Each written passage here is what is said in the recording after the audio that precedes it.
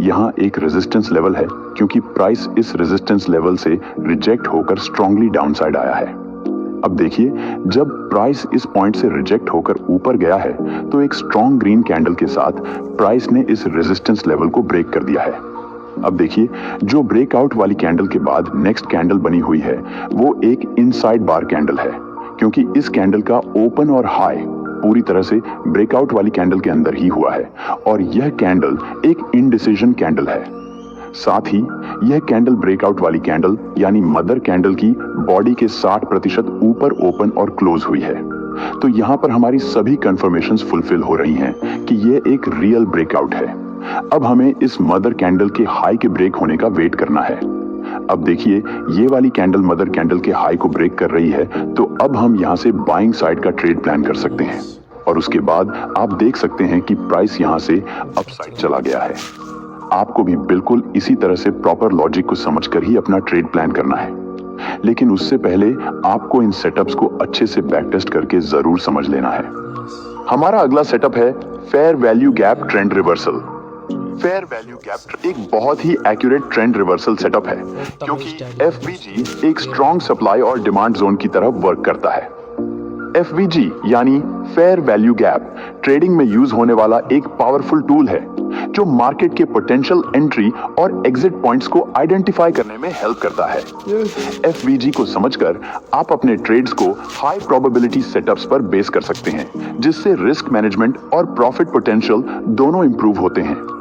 FVG यानी कि fair value gap जो होता है वह 3 कैंडल्स के बीच में बनता है, यानी कि पहली कैंडल के हाई और तीसरी कैंडल के लो के बीच अगर इस तरह का गैप बना हुआ होता है तो उसे हम एफवीजी यानी कि फेयर वैल्यू गैप कहते हैं। अगर आपको एफवीजी के बारे में नहीं पता है तो मैंने इस पर एक डेडिकेटेड वीडियो बनाया हुआ है, आप उस वीडियो को देखकर इसे जरूर समझ लें।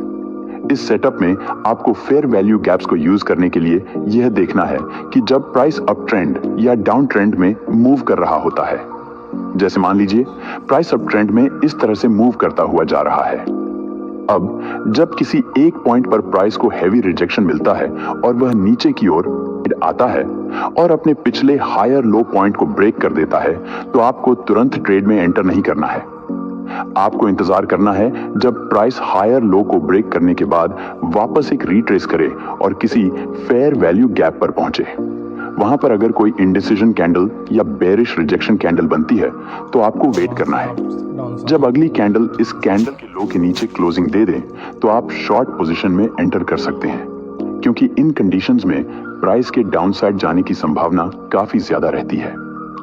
एग्जाम्पल के लिए आप इस चार्ट में देख सकते हैं कि प्राइस यहां अप ट्रेंड में मूव किया हुआ है और देखिए, जब प्राइस इस पॉइंट से रिजेक्शन फेस करके डाउन साइड आया है तो प्राइस अपने पिछले हायर लो पॉइंट को ब्रेक कर दिया है और उसके बाद देखिए प्राइस यहां पे एक रिट्रेस दिया है और यहां पे एक बेयरिश रिजेक्शन कैंडल बन गई है, जिसका मतलब होता है कि इस समय प्राइस हैवी सेलिंग प्रेशर देखने को मिल रहा है। अब अगर आप ध्यान देंगे तो यहाँ पे 3 कैंडल्स के बीच में गैप भी बना हुआ है, जो कि हमारा फेयर वैल्यू गैप है, यानी कि ये bearish rejection candle fair value gap पर बना हुआ है।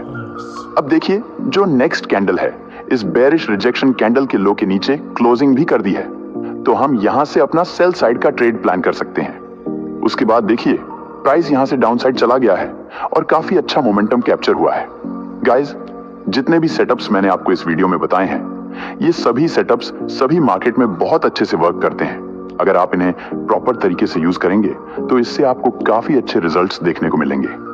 लेकिन याद रखें, ट्रेडिंग सिर्फ सेटअप्स पर डिपेंड नहीं करती, डिसिप्लिन और पेशेंस भी बहुत जरूरी है। और सबसे इंपॉर्टेंट बात, प्रैक्टिस। इन सेटअप्स को बार बार प्रैक्टिस करके आप अपनी स्किल्स को इंप्रूव कर सकते हैं।